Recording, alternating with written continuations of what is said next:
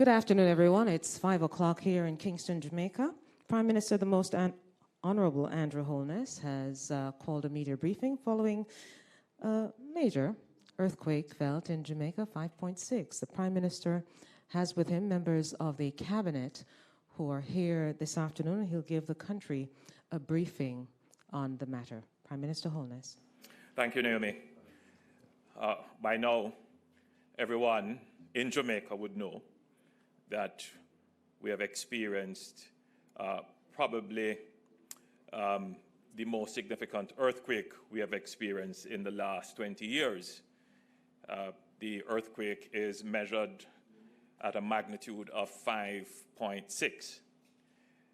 So far, the reports that we have received suggest that we have had some damages, but we wouldn't classify these damage as significant or to have caused any serious dislocation. Nevertheless, the experience has been very traumatic, particularly for our young children who were in school at the time of the earthquake. I have here with me the Minister of Local Government, and I'm going to invite him to give a report on the operations of OPM and the Jamaica Fire Brigade. Minister.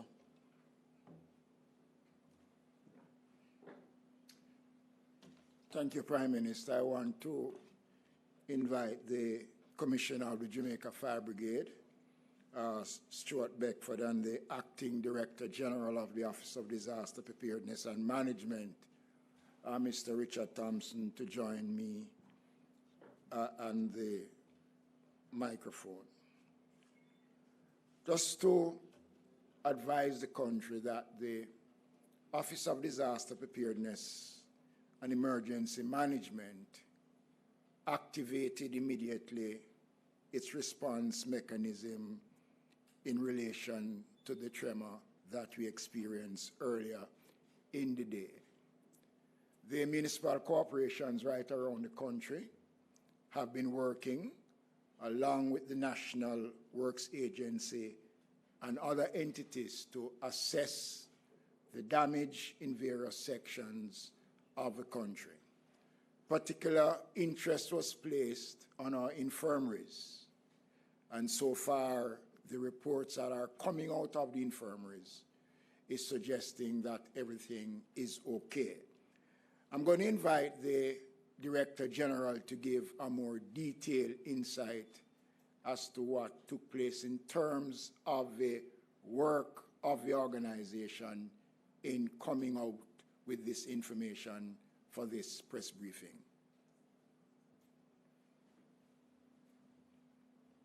Thank you very much, Minister. Good afternoon, everyone. As reported earlier, we had an earthquake today measuring 5.6, felt in a number of parishes across the country. Immediately after the earthquake, we made our checks with the Pacific Tsunami Warning Center just to ascertain whether, in fact, we would have been threatened by a tsunami. We were happy to get the information that, given the quake, that there was no tsunami generated and that the country was safe as it relates to that. We continue to do our checks, working closely with the other response entities of the country, predominantly Jamaica Fire Brigade, National Works Agency, all the local authorities, to get the information coming in. The information that came to us was for information around 9 of the parishes across the country, with predominantly information coming out of the Kingston and St. Andrew area of reported damage to infrastructure, some damage to structure, and also in terms of information coming out of the other ministries as it relates to persons generally having some kind of traumatic experience to the incident. What we want to do at this time is to advise the public of some precautionary measure. We preach all the time as it relates to the duck cover hold, the drop cover hold principle, And I know sometimes when you have not experienced anything of this nature, you tend to forget some of those principles. I think a lot of persons would have operated in terms of what the organization has been preaching over the years, and some persons didn't. So we are reminding persons just to remember those activities as it relates to earthquake preparedness. We're also asking persons now, some persons would have done it already, to continue to check and inspect your buildings for cracks, shifting your pillars, posts, and other beams and structural members. And if there are any damage of that nature, we ask you to get professional assessment to ensure that your building is relatively safe. One of the things that occurred during the event was that it makes it a little bit difficult for the response personnel to call within their call groups and to have discussion about the event, because many persons were on their phones. We want to take this opportunity to remind persons that during an incident of this nature, we know it gets a little bit dramatic and persons want to call each other, but we are asking persons not to use cell phones during these kind of incidents unless it is absolutely necessary, where there is an emergency happening to you or someone close to you. We're also asking persons, some persons are on their way home, or they would have reached home, to do checks throughout your buildings at home, and also to ensure that you're checking for leaks, especially gas leaks, if you have gas lines running through your homes. And at any time there is an earthquake, we want to ask people to remember, avoid using your elevators within your offices, evacuate through using your staircase, or ensuring that you're having your warden system within offices to manage the movement of your personnel in and out of your building, and also to ensure that your wardens will check your building before you go back into your buildings, and avoid using any kind of match or anything like that that can ignite and cause secondary activities as it relates to fire. So those are some of the things that we want to advise the public of, and we continue at the OPM to work closer with all our entities to get additional information coming in so we can comprehensively compile and finish our damage assessment. Thank you very much.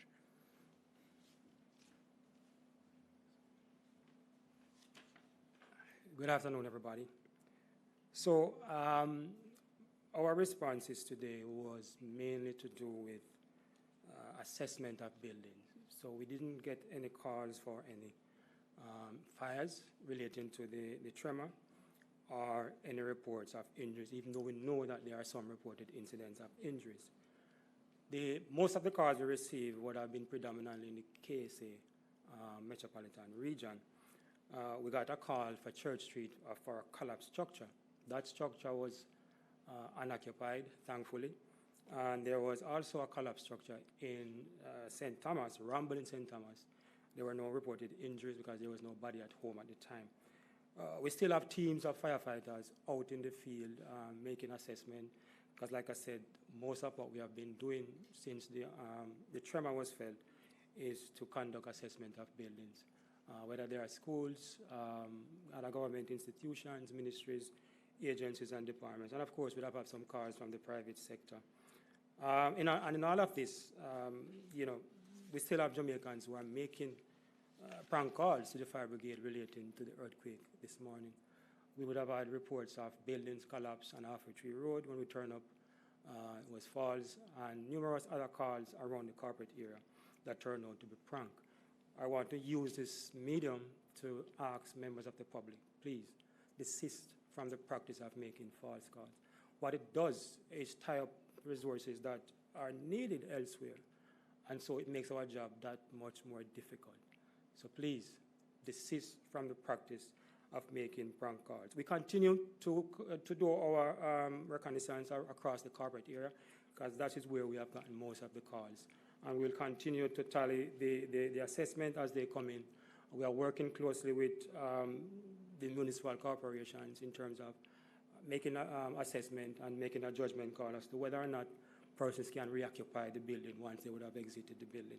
So we continue that on the ground, and we are hoping that by tomorrow we'll have a better picture as to exactly what we are up against in terms of the number of structures that would have been affected that may necessarily warrant some amount of remedial repairs and so on. So for now, that is what I have to report on from the Jamaica Fire Brigade.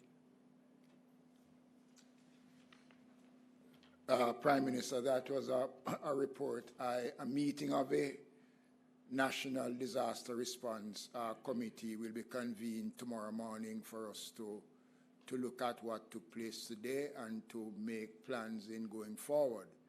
And the country will be updated based on the progress of the information that is being gathered and the outcome of tomorrow morning's meeting. Prime Minister. Thank you, Minister, and your team. Now, in the immediate aftermath of the earthquake, there was a break in communications and in electricity. I'm going to invite Minister Vaz to come and give us an update as to where we are with these utilities. Minister Vaz. Thank you very much, Prime Minister. So I can state that there was some load shedding earlier this morning after the earthquake by the Jamaica Public Service. I'm happy to indicate that the recent report that I have up to half an hour ago is that all areas have been restored. And if there's anyone who does not have, I would like you to please reach out to the JPS immediately so that we can try and see what is happening. But the report that I have is that all areas across Jamaica, electricity has been restored. The other report that I have in relation to portfolio responsibility is the two international airports, the Norman Manley International Airport and, of course, the Sangster International Airport, both fully back up and running without any delays. The JUTC also no issues in terms of the schedules for the rollout of buses. For this afternoon, you would have seen a buildup of traffic based on, obviously, persons being sent home early and kids being sent home early, but the JUTC is fully up and running. The other important area, obviously, is Petrojam, and that is essential service, and I can indicate, despite rumors that were being circulated, that there's no interruption and no damage to the refinery, and therefore everything will continue as normal for tomorrow morning. In terms of the maritime space, the Maritime Authority has indicated that there's no disruption in relation to, obviously, our maritime space in terms of vessels coming in and leaving. So for those five critical areas in relation to the Ministry of Science, Energy, Telecommunications, and Transport, I can indicate that all is normal. You would have heard, obviously, that the earthquake, the epicenter, was in Portland between Buff Bay and Hope Bay. There has been one report of a collapsed building in a place called Content. There are others reports that are unconfirmed, but obviously the authorities will be making checks in relation to, and of course, if there's anybody that has suffered any damage, obviously, we'd ask you to reach out to the authorities within Portland so that we can start to look and do assessments. But assessments will be done. There are some landslides, Prime Minister, colleagues. There are some landslides, obviously, from the disruption of the roads, but all is good in terms of the essential services. Thank you. Thank you, Minister. I'm going to invite Minister Matthew Samuda to give a brief report on our water system. Thank you, Prime Minister. Just to advise that we have been doing our checks. There's no major damage to any of our water systems. As the public should be aware, we have over 750 pump stations. We are going through the process of checking each one to ensure there hasn't been any major damage. We have completed the checks of the Mona Reservoir and its associated systems. There is no damage there. We are going through the process related to the Yalas pipeline and indeed the Hermitage Dam, which we know is aged infrastructure. We do expect that in the coming days we will see a few pipe breaks, especially where you have older ductile iron pipes because of the amount of seismic activity that we would have seen today. But Prime Minister, we will continue to monitor the situation very carefully, and we will be checking the larger systems first, and we will complete our assessment in the next 48 hours. Thank you. Thank you, Minister. I have here with me our national engineers, the NWA. I know that there would be significant concerns, particularly in areas close to the epicenter, where the soil type is such that it would be susceptible to this kind of seismic activity. So I'm going to invite Mr. E.G. Hunter to come and give us a report, both on any landslides that have taken place, blockage of road infrastructure, or any damage to our built civil infrastructure, bridges, etc. Please come to the podium, E.G. Thank you, PM. Good afternoon, everyone. Just returning from a reconnaissance visit, I'd like to report that in respect to road and bridge infrastructure, fortunately, we have not suffered any damage of any significance. There has been a few landslides, mostly in the eastern part of the country, Portland, St. Mary, St. Anne, but our parish teams have been mobilized, and these will be dealt with precipitously. We obviously will continue the assessment in the next couple of days. Fortunately for us, most of our bridge infrastructure is built to modern standards. They have been designed for to be earthquake resistant, and the evidence is that they have stood up reasonably well so far.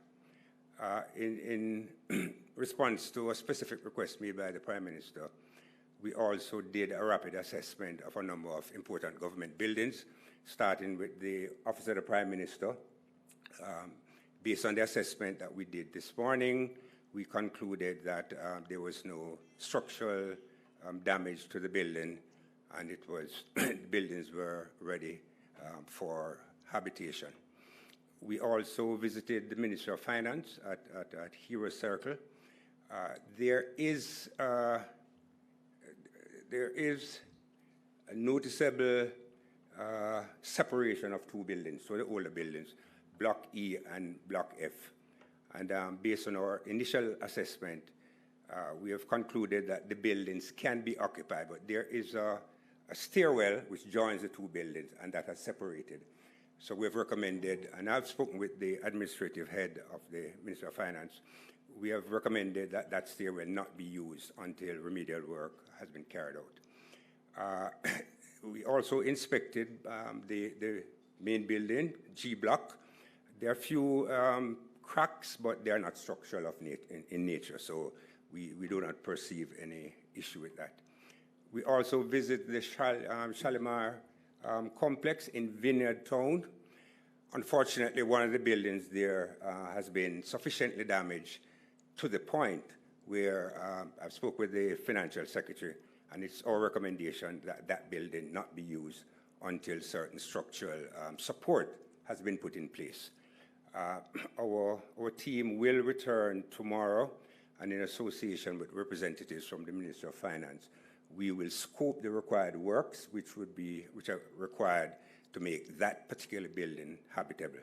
But until then, we recommend that that building not be occupied. We also visited the Office of the Accountant General on Dominica Drive in response to a particular request. They too had a few surface cracks, but nothing structural, and it's our recommendation that that building can be occupied tomorrow in the normal vein. And finally, we concluded our reconnaissance at the Ministry of Foreign Affairs and Foreign Trade in downtown Kingston. That building is a 10-story building. It sits on, I think, 74-foot diameter concrete piles which go down 100 feet each, and is therefore structurally quite robust, in spite of the fact that there are a few surface cracks. There's nothing which is structural, and so that building is fit for habitation, and remedial works to the building will comprise basically surface and aesthetic enhancements. So that accounted for what we did. Okay, so as I indicated before, the major issues that we have, particularly in the eastern and northeastern parishes, relates to rock slides, and those will be dealt with by in fact, those are now being dealt with by our parish staff. As you may recall, we've been having rains in that general area for the last week or so, and so it's business as usual. The parish team will respond to those rock slides. So we don't anticipate that any of those roads will be compromised to the extent that they won't be usable. Thank you.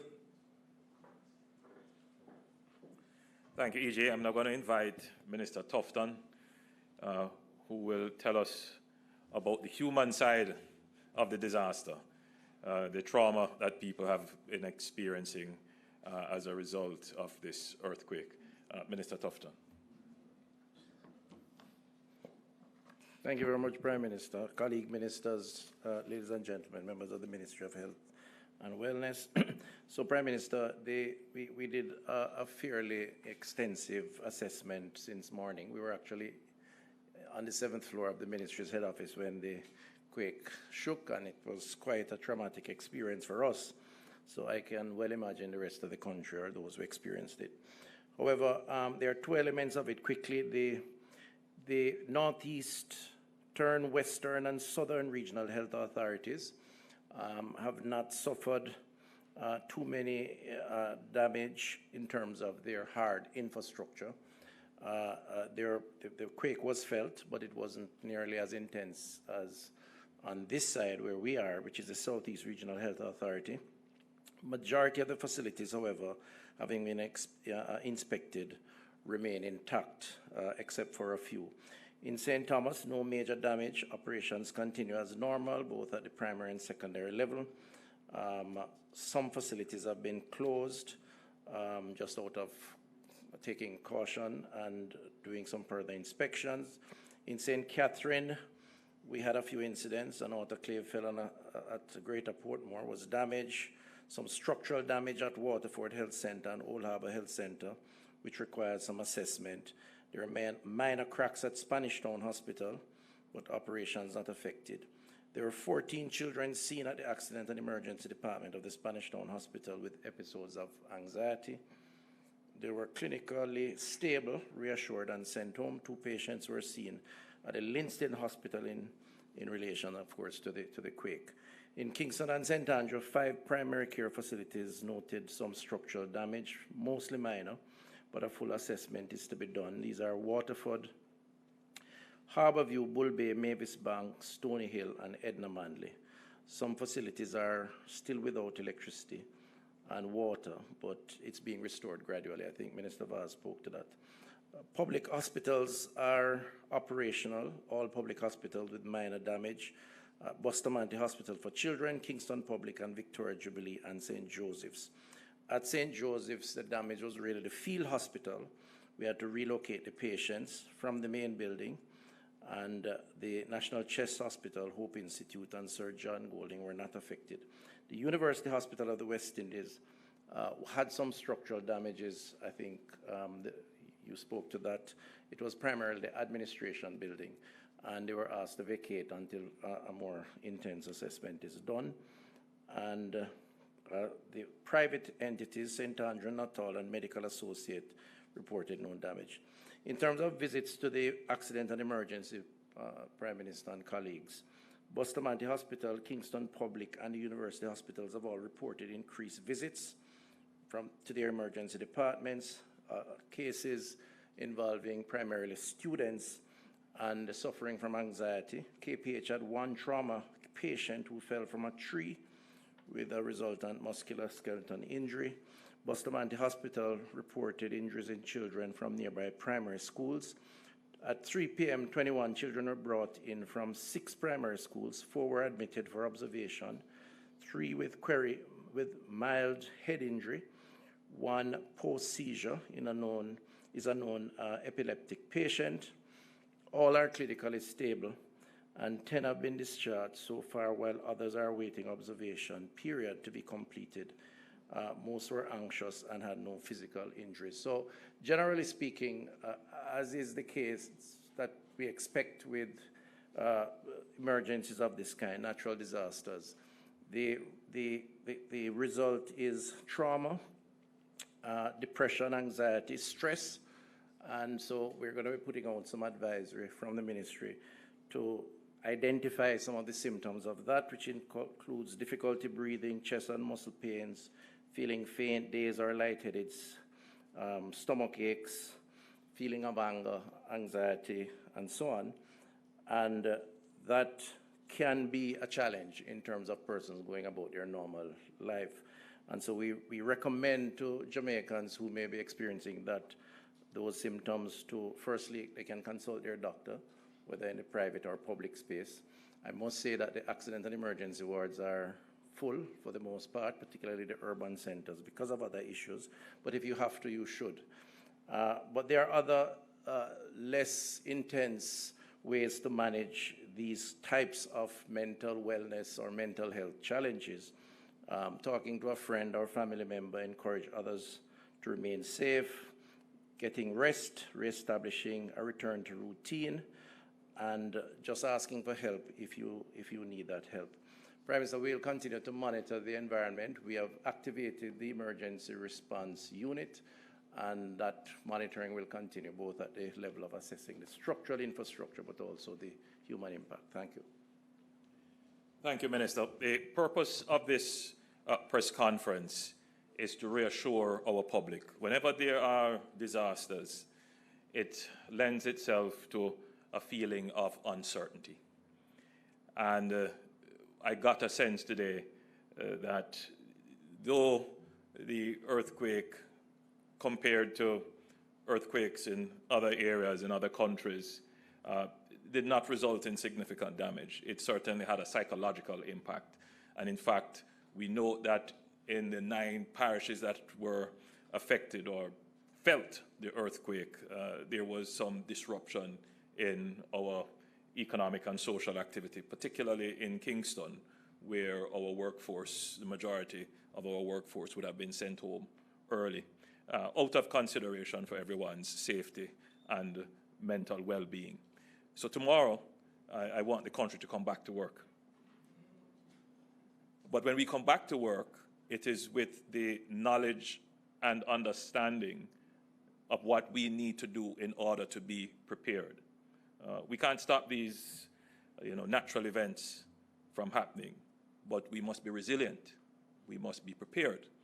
And a part of our preparation is that your government must provide you with information, particularly in today's world, where you would have heard from the head of our fire brigade and others, that misinformation is indeed a part of our society. Some people may think it's funny, it's a prank. Some people may think it's entertainment, but it has a real impact on how it misdirects our resources. Resources that could have been used to properly identify and properly assess and give service to people who are in need end up being misdirected, because we can't take a chance. Once someone calls for help, we have to respond. And you would have seen circulating on social media several images that are not true. We have seen items circulating that infrastructure is damaged, or a plant is damaged, or a critical utility is on fire, when that is not the case. So the duty of the government is to provide you with information so that you can be the judge of your circumstances and mitigate the uncertainty and face the future with confidence. We want to get back to work. We want to keep our GDP growing. We want to make sure that Jamaica is the place for peace and prosperity. So with that, if there are questions from the media. Oh, and one other thing which was important, and Minister Tufton addressed it. Our children, based upon some of the reports I've been getting, and there have been a few children admitted to some of our hospitals, that it has had an impact on them, and it has created anxiety. Now is a good time for parents to talk to your children about what to do in the event of a disaster like an earthquake. We in Jamaica say, duck, cover, and hold. Remember that. And by the way, the members of the cabinet who are here can say proudly that we all ducked and we all took cover under our desks. And some of us didn't have anything to hold on to. But we evacuated orderly. We evacuated the building orderly. So it's very important that our teachers and our parents have this conversation with our children. This is a very important practice that we should develop in our children. And indeed, right across our public and private sector, safety wardens it is a requirement that you have safety wardens appointed in your institutions. You should now be carrying out your drills and being prepared. We have noted that there would have been as many as 10 or I believe 12 aftershocks noted. Persons would have felt maybe 2 or 3 of them. I certainly felt 2. So the earthquake process is still ongoing. So we should just all be at an elevated sense of preparedness in the event of any other occurrence. So if there are questions, hopefully not for me, for the ministers who have the line responsibilities, who could be better able to give you the details.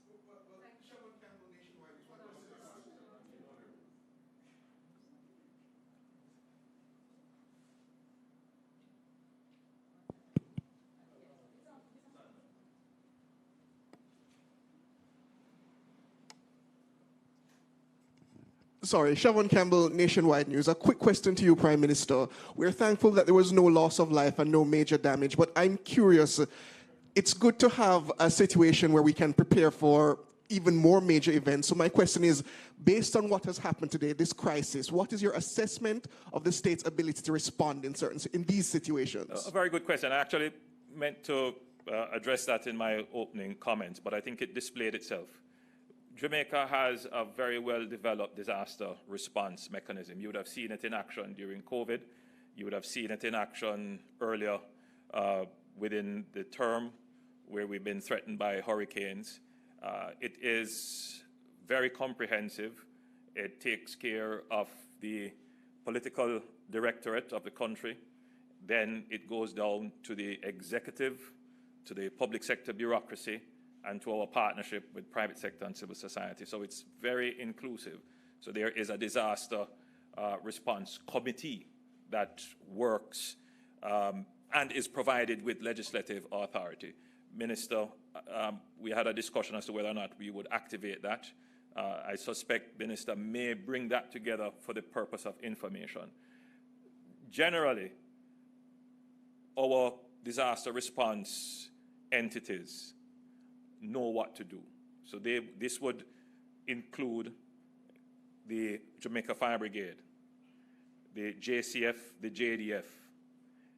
It would also be coordinated by OPM, which has the duty to coordinate all the entities.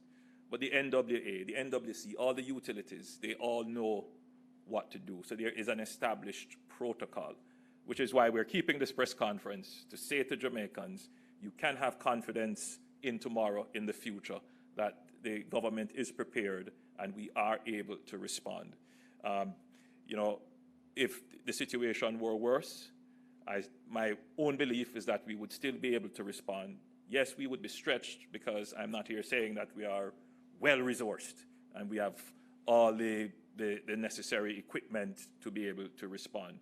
But certainly in terms of management, in terms of technical know-how and experience, and in terms of the commitment and will to keep Jamaica safe, yes, we're very strong in that regard. In terms from a fiscal perspective as well, yes, we have put in place fiscal buffers to ensure that we are able to respond, certainly within the limits, but we are able to respond. And as those fiscal buffers become stronger and our economy becomes stronger, we will invest more in equipment and technology, which will help us to be more resilient. But the greatest investment, Siobhan, the greatest investment is improving our building codes, and every Jamaican who is building, build stronger and follow those building codes. Andrea Chisholm from TVJ. Prime Minister, I'm not sure if you have any update. We've gotten reports of structural damage at the University of the West Indies. I'm not sure if there's any update on that, if we could get it here. I believe E.G. Hunt had mentioned something, the University of the West Indies Hospital or the University of the West Indies University School? University. We also saw some reports of some damage at Taylor Hall. So I don't know if they are formal or not, so we're asking for clarification.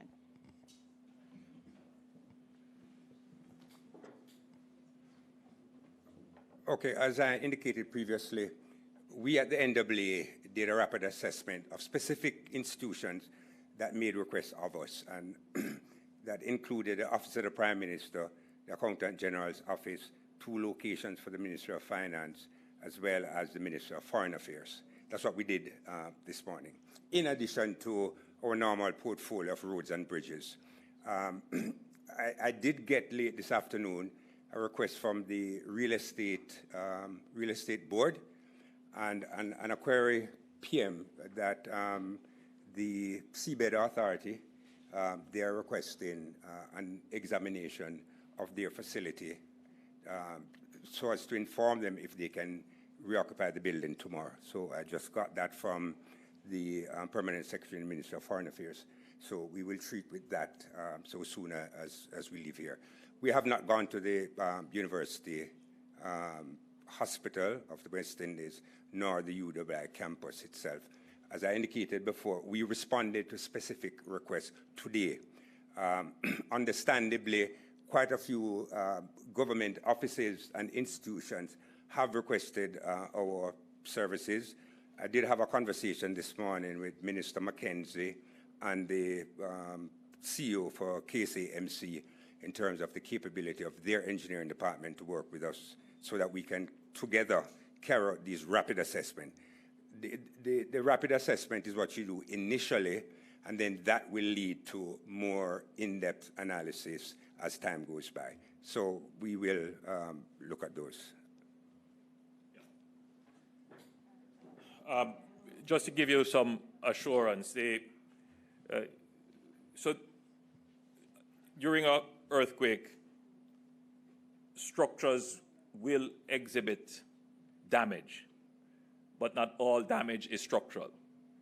And therefore, you need the professionals to be able to ascertain whether or not the damage is structural, which would mean that you may not be able to occupy the premises. The NAA certainly could not assess and certify all the buildings right away. It is therefore the duty of the operators and managers of those facilities to, as far as possible, engage the professional services, and if they have a challenge, particularly if they are within the public sector, to reach out to our national engineers, the NAA, who will then pool our engineering resources through our municipal authorities and other entities that have such engineering capabilities to do the assessment. I'm certain that the University of the West Indies would be doing their own internal assessment. In fact, they would form part of the nation's engineering capabilities. They have an engineering school. So I'm certain that they would be looking at that. I have, however, received some reports of some schools that have reported that they have some damage, and I'm certain that the building department of the Ministry of Education will be going to inspect those to ensure that the schools that have reported damage, that the damage is not at the level where it would necessitate the closure of the school. So I'm certain that that process is being undertaken as we speak. Okay, and very quickly, Prime Minister, I think this would be more for Local Government Minister Desmond Mackenzie. The Commissioner for the Fire Brigade mentioned about the section of the collapsed building at the intersection of Charles Street in downtown. I think he alluded to it in his presentation. What more will the ministry be doing to address derelict structures across the country which are unoccupied? Well, the question of derelict buildings have always been a major issue. Now that we have seen the intensity of earthquakes across the country, one of the bases for the meeting tomorrow is for us to examine the areas of concerns, especially like the one that you have raised, so that we can take the steps to to deal with those situations. But also there is the other side of the coin, where those persons who have these buildings, it is their responsibility to ensure that those buildings are shored up in a way that it does not extend harm and danger to the wider public. But yes, that will be among the agenda item for the meeting tomorrow. All right, I know you Prime have Minister, to return to your regular programming. I want to Yes. thank everyone for Prime listening. Minister, if we could, because there's one other that our colleagues from CVM who asked us, please, and in fact, they had sent it real early. There was no early warning system or message, I beg your pardon, no early warning message sent to the population. Did OPM trigger its messaging alert system? And how will it work in the future as well? I'll allow the OPM to answer that question. Unfortunately, earthquakes are one of those systems that they do have technology that can give you alerts for tsunamis that are as a result of an earthquake. I'm not certain that you have an early warning system for an earthquake itself, but I'm not the professional here, so I'll allow OPM to answer. Thank you very much, Prime Minister. You're correct, sir. There is really no early warning systems for earthquake. An earthquake is a rapid onset event, and most of our early warning systems are really, so far, are really for your slow onset events, such as hurricane. So basically, that's how it is in terms of earthquakes. And you will get a kind of information system as well around tsunamis, which take a little time to be generated. But for a rapid onset event, that you really don't at present have an early warning system for that. From a technological standpoint. Yes. All right, so again, let me thank you for listening. And again, I know these disasters can have an impact on confidence and how we view the future, but your government is strong, our public response is strong, and we are a resilient country. So let's get back to work, mindful that disasters do happen, and we have to be prepared for it, which includes getting our children into this mindset of preparedness. Thank you, Prime Minister. Thank you to members of the Cabinet, the Permanent Secretary here at the Office of the Prime Minister, and to the members of the media for the live coverage. Television Jamaica, Nationwide, RJR, and Love were all live with us this afternoon. Thank you so much, everyone. Please be safe. Good evening.